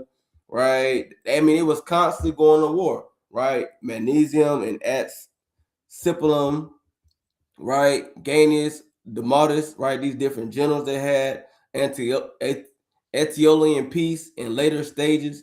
So they got these different things right now. They had peace, they had peace, then they breaking out of war, they got peace, now they're breaking out of war, and so forth and so forth. But that's what you have the Seleucid and Roman Empire, Roman war, right? So with that being said, you had that going on, right? Seleucid and Roman war, right? Now, when we go to this, right, you have the backdrop of it. So timeline wise, you have 192. That's where we are right now. 192 to 188 BC. That was the Roman Seleucid War, right? Now you got the Third Macedonian War. So that's why it's 3 wars. It means 4 wars of the Macedonians. So now they're getting back into it with the Greeks. Again, these are the descendants. The Macedonians are the descendants of the Greeks. So now they're getting back into it. So all these different wars, again, is a part of the Romans coming into power, right? And this third one is where you read about Perseus, right? Which again was mentioned as well in the scriptures. He was mentioning First Maccabees chapter 8 and 1, right? It says the Third Macedonian War was a war fought between the Roman Republic and King Perseus of Macedon. in 179 BC, right? King Philip, the fifth Macedonian, he was unalive and was succeeded by his ambitious son Perseus. So when you remember, there was a treaty that that Philip he had to leave that Asia Minor area, and end up what happened? He ended up going. It's that whole war. He ended up going to war with going at it with Antiochus and different things of that manner. But he still did at this time break the treaty going on with the Romans. But now his son comes into place. That's why you see it says his ambitious son, right? He was anti-Roman and stirred up anti-Roman feelings around Macedonia. In 172 BC, a Roman commission visited Perseus and required of him concessions, which meant the extinction of his independence. Upon his refusal to comply with demands, they returned home and Rome declared war. So now you got this going on, right? So now you got them going on. Now again, this is still around the time of the Hellenistic period, right? That's what they call this, the Hellenistic period, right? And you know what we was at during this time. So at this time, you had the Antiochus them. They was over our area, right? It says most of the war was fought in Macedon as well as neighboring Thessaly, where the Roman troops were stationed after inclusive battle at Callinicus in 171 BC. In several years of campaigning, Rome decisively defeated the Macedonian forces at the Battle of Pydna. So that happened in 168 BC, the Battle of Pydna. And that was the third one, right? So it says this, just to kind of give y'all a backdrop. It says the Battle of Pydna took place. I'll read it. The Battle of Pydna took place in 168 BC between Rome and Macedon during the Third Macedonian War. The battle saw the further ascendancy of Rome in the Hellenistic world in the end of the Antigonid line of kings whose power traced back to Alexander the Great. So you see how all these people play a part, and all these different nations play their part in the rise of Rome to be defeated by Rome. All plays a part with the rise of Rome, right? Because without that being said, if the Antigonid dynasty would continue, right, the Romans would never be in power, right? So anyway, so I'm gonna keep reading on this, and then we're gonna go to the because it's gonna go to the backdrop.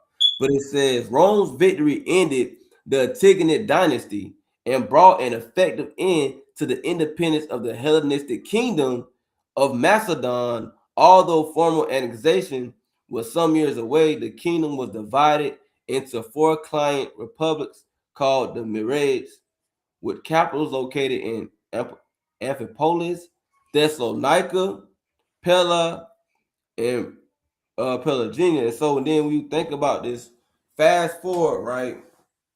When you start going into like how just not to jump the gun, but you start to see when you read the Bible later on and you see different provinces or places like how Paul had to go, such as Thessalonica.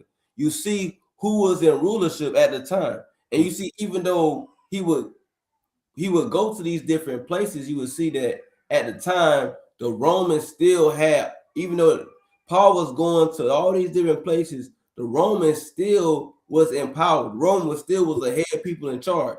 Why? Because they had control over all these regions. But now you see how they got control over all these regions because it was through war. And it was through them overtaking all these different dynasties. And one of the biggest dynasty or kingdoms was the Antigonid dynasty. And by them taking over the Antigonid dynasty, thus you see fast forward hundreds of years later, when Paul, for instance, Paul had to still be taken to the Romans, right? Even though he was traveling all over. Why? Because they had control over all these places, right? So with that being said, right, they going into the backdrop, but we not going to the background, right? We not going to the background. So that's the third Macedonian War, right? So now that wasn't it.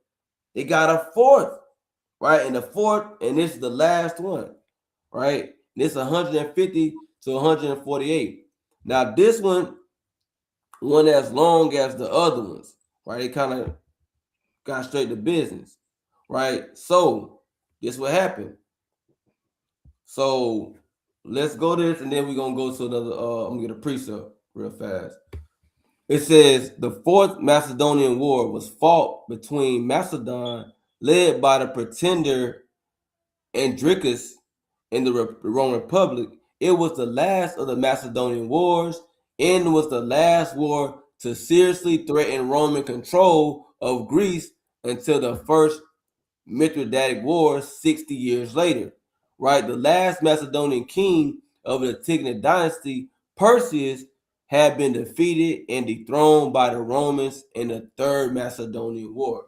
Right, we just read about that. Right, what does this come wise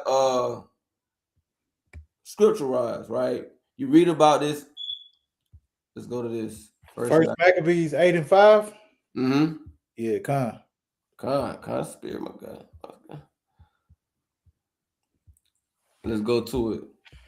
First Maccabees 8 and 5. It says, beside this, how they had discomfited in battle Philip and Perseus, king of Sidons, with others that lifted up themselves against them and had overcome them.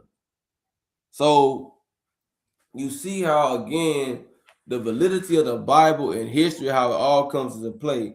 Things that you see that has been going on in the Bible, names that you see that are mentioned in the Bible, these are the same people, right, that are mentioned historically.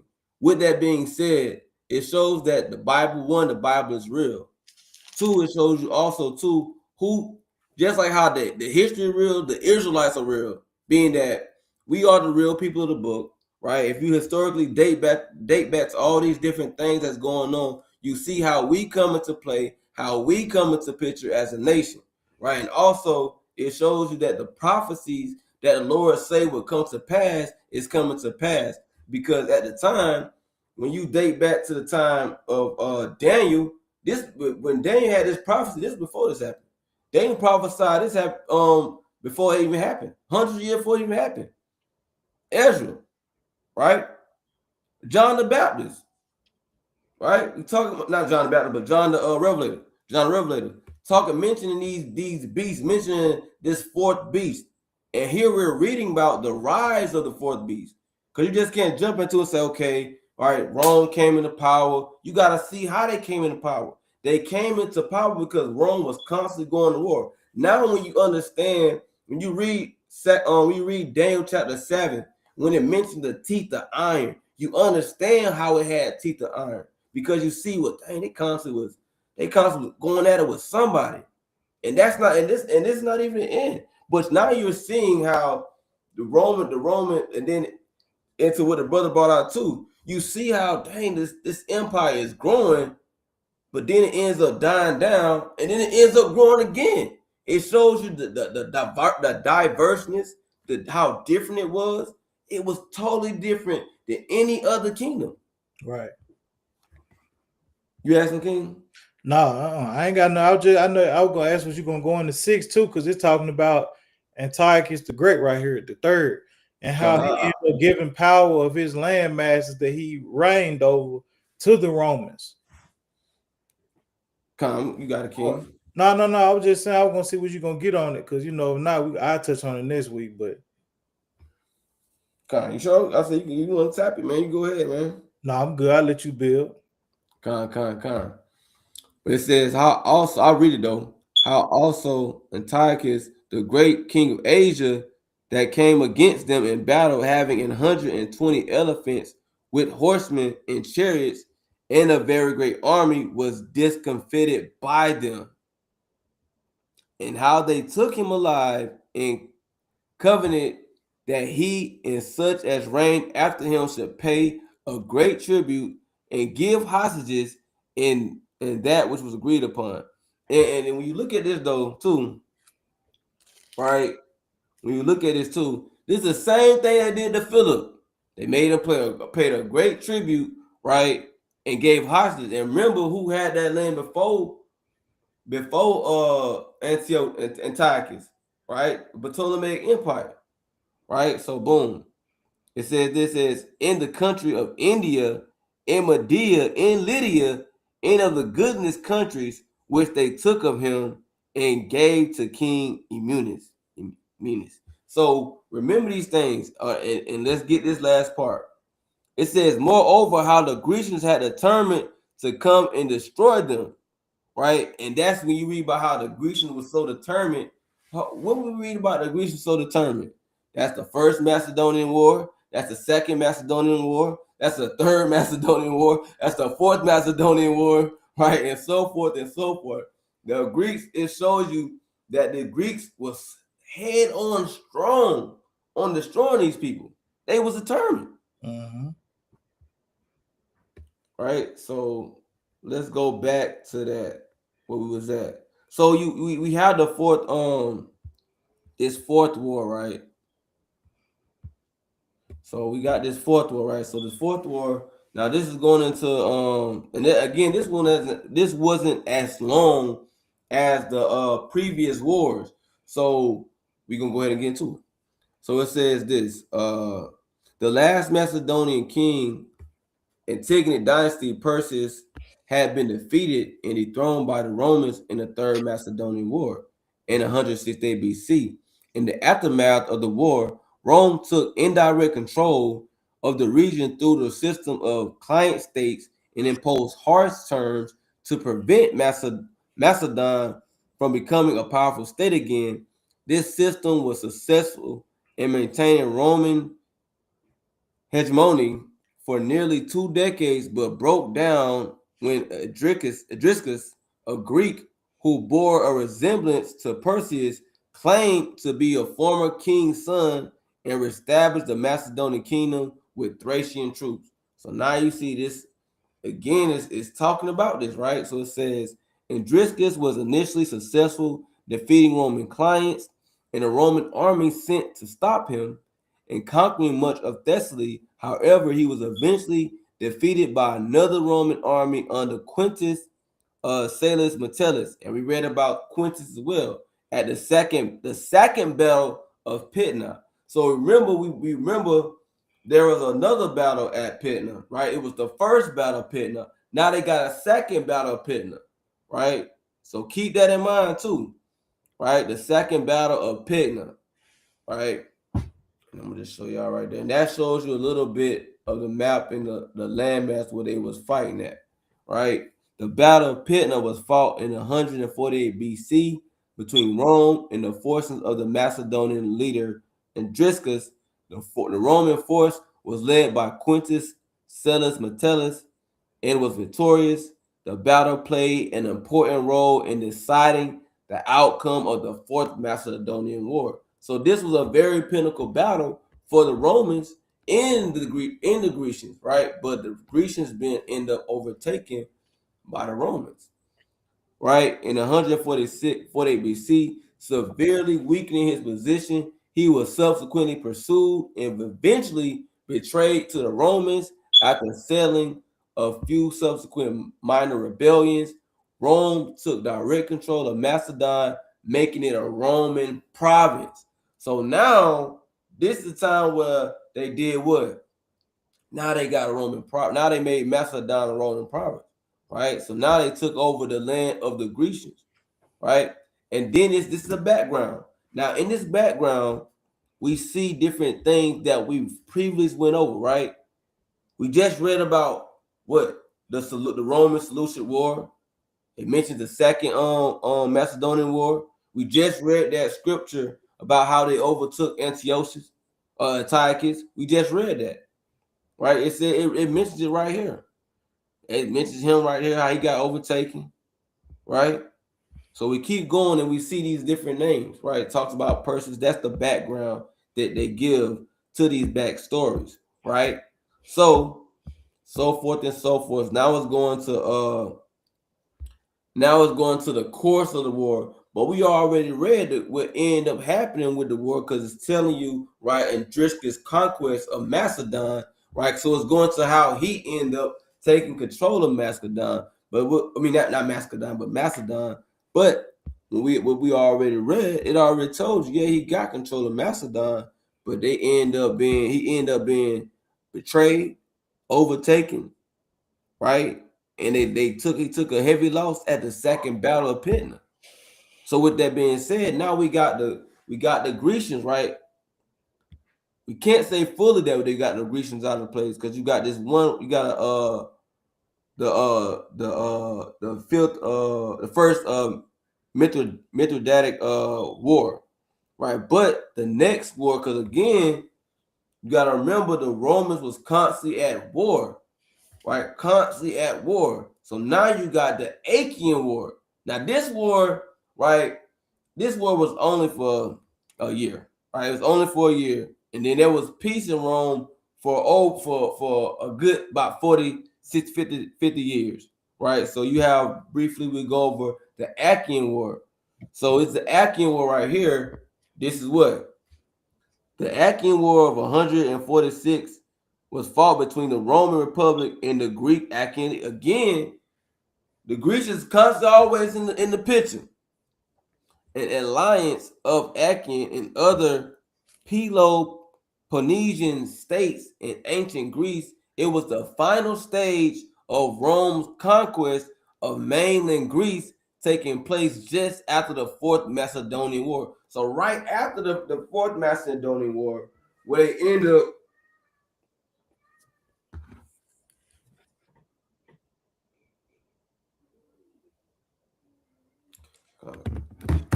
right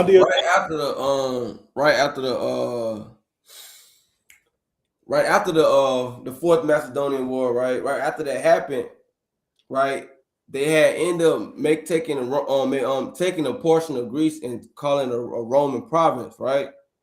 This war breaks out, right, and I'm gonna go ahead and get through this, right? So it says Rome and Achaea had been allies since the Second Macedonian War, 50 years prior, but tensions between the two polities had been building up over the previous few decades, primarily over Roman efforts to throttle Achaean regional ambitions, particularly the long desired assimilation of Sparta in the league. Check this out. It said the long desired assimilation of Sparta in the league.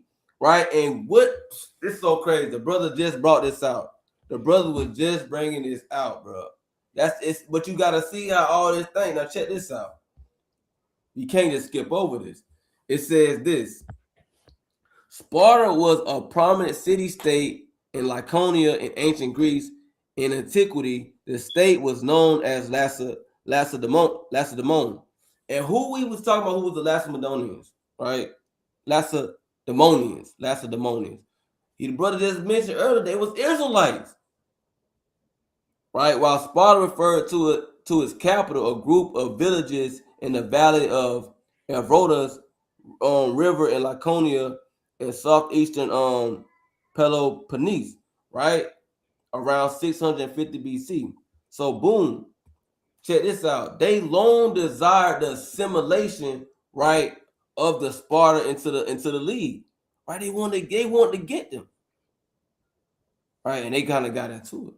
Right, it says, and taking large numbers of the Achaeans hostages by Rome in the aftermath of the Third Macedonian War, tensions rose dramatically in 148 BC when the Achaeans defeated and finally subjugated Sparta.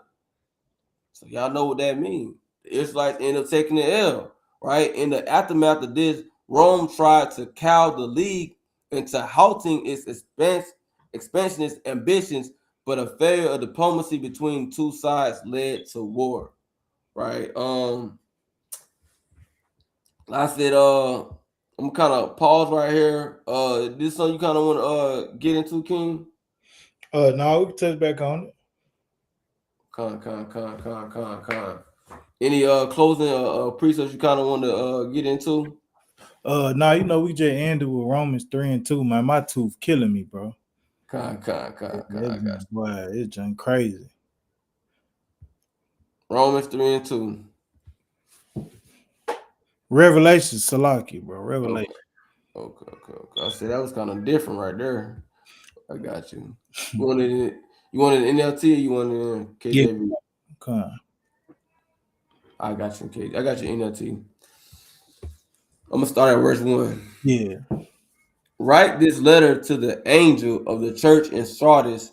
This is the message from the one who has the sevenfold spirit of God and the seven stars. Mhm. I know all the things you do. So this is for every brother and sister on the earth as well. The Lord said He knows all the things that we do, man.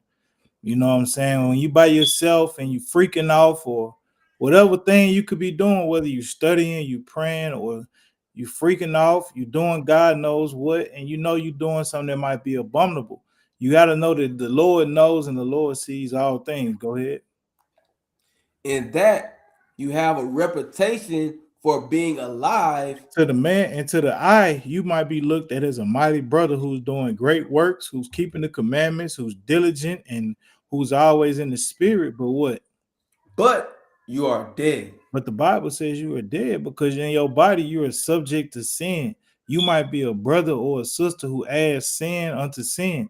So it's very important and expedient for us to continue to examine ourselves, continue to wax stronger.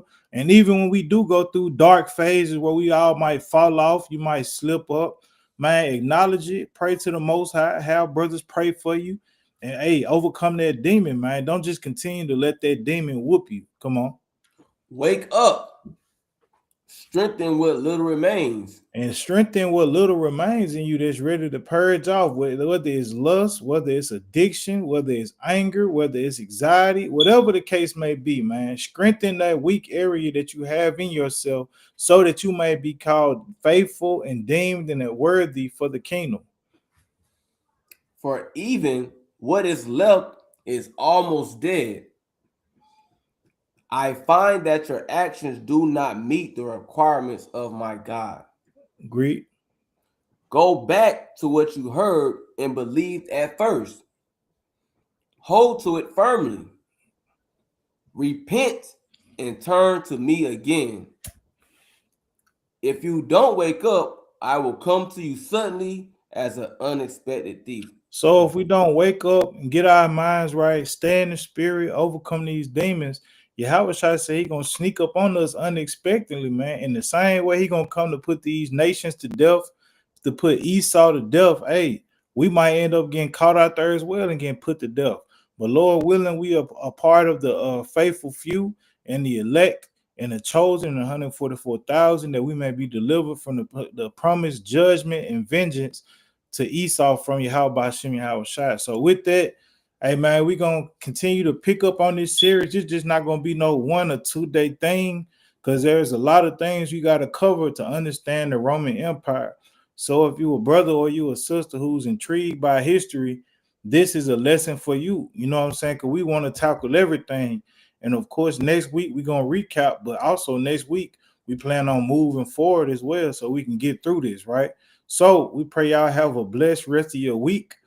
Stay in the spirit, stay strong. Hey man, keep your brothers in prayers because this time of the year, a lot of us go through it, man. Whether it's sicknesses, hey, hard time with the jobs, battling with a spouse over all these wicked holidays, or whatever the case may be.